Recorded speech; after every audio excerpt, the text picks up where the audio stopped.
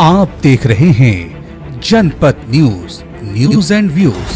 नमस्कार, मैं हूं राकेश और आप देख रहे हैं जनपद न्यूज। अभी मैं हूं पटना के रविंद्र भवन में। आज यहां आरएसएस के समर्पित प्रचारक और राष्ट्रीय विचारधारा के प्रवर्तक श्रद्धेय ओम प्रकाश जी का स्मृति दिवस मनाया जा रहा है। इस कार्यक्रम में विश्व हिंदू परिषद के राष्ट्रीय अध्यक्ष आनंद सिंह जी, बिहार सरकार के मंत्री मंगल पांडे जी और दीघा विधायक संजीव प्रसाद चौरसिया और भी कई गण्यमान्य लोग उपस्थित आइए अंदर चलते हैं और जानते हैं कि स्मृति दिवस ओम प्रकाश जी का में क्या बोल रहे हैं लोग। आइए अंदर चलते हैं। प्रकाश जी का स्मृति दिवस समारोह मनाया जा रहा है, तो क्या बताइए? बड़ा योगदान माननीय ओम प्रकाश जी का बिहार के अनेक परिस्थितियों में रहा है। वह आपातकाल से लेकर संघ विचार से लेकर विश्व हिंदू परिषद से लेकर बहुत सारे परिस्थितियों में हम लोग ऐसे नौजवान बहुत ऊर्जावान होकर उनके पूरे जो त्यागपूर्ण समाज का जीवन रहा है उससे प्रेरणा लेने का काम करते हैं और पारिवारिक बहुत बड़ा जुड़ाव रहा है।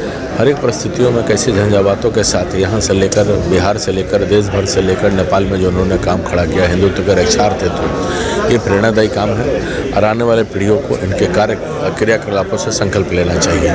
सर, जब इतनी बड़ी ये मतलब लोग की हस्ती है सर, तो फिर पाठ्यक्रम में क्यों नहीं लाया जाता है सर? धीरे धीरे देखिए बहुत सारे परिवर्तन इस देश के अंतर्गत हो गए। जो वामपंथियों ने पाठ्यक्रम को अलग अलग प्रकार से दक्षिण वामपंथियों को चश्मे से देखने का काम किया, बहुत राष्ट्रवादी विचार से अब उसको ठीक होने का काम हो रहा है। ओम प्रकाश जी का स्मृति दिवस समारोह मनाया जा रहा है, क्या सर? सदैव ओम प्रकाश जी एक वरिष्ठ प्रचारक थे और उन्होंने 94 वर्ष की उम्र तक विश्व हिंदू परिषद और आरएसएस के लिए काम किया और ऐसे कर्मठ व्यक्ति थे जिनके जीवन का एक एक क्षण देश के लिए समर्पित था। और इतना ही नहीं, मरने के बाद भी उन्होंने अपने देहदान देकर अपना सर्वोच्च देश के लिए दे दिया और हम लोगों ने उनकी निष्ठा के मुताबिक हम लोगों ने उनके पूरे शरीर को इंदिरा गांधी इंस्टीट्यूट में डिपार्टमेंट ऑफ एनाटॉमी में दान किया ताकि वहाँ के लड़के जो शिक्षा डिसेक्शन करते हैं उनके बॉडी पर सीख सकें। जो ओम प्रकाश जी एक बहुत ही विलक्षण प्रतिभा वाले व्यक्तित्व का स्वामी थे कि उनके बारे में उनका जो विचार था वो हमारे आने वाले यंगस्टर्स जो युवा कार्यकर्ता है उनके लिए प्रेरणा का विषय हो।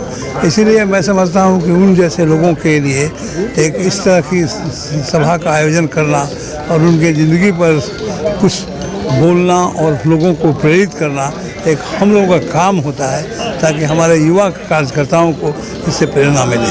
सर, इतने बड़े जब प्रेरणा स्रोत है सर, और अभी तक बिहार के सर क्या बिहार के सिलेबस में ऐसे लोग ऐसे जीवनी नहीं आना चाहिए? यस, ये बहुत अच्छी बात आपने कही। ये हमारा कर्तव्य होना चाहिए कि हम इस तरह के प्रेरणा स्रोत व्यक्ति के व्यक्तित्व की बात अपने युवाओं को बताएं ताकि उन्हें कुछ इस तरह के कार्य करने की प्रेरणा मिले। लेकिन जैसा कि आप समझते हैं कि ये सारे चीज़ इतने पॉलिटिकल होते हैं कि उस पर तुरंत कुछ का किसी तरह का भाव लेना बहुत मुश्किल होता है।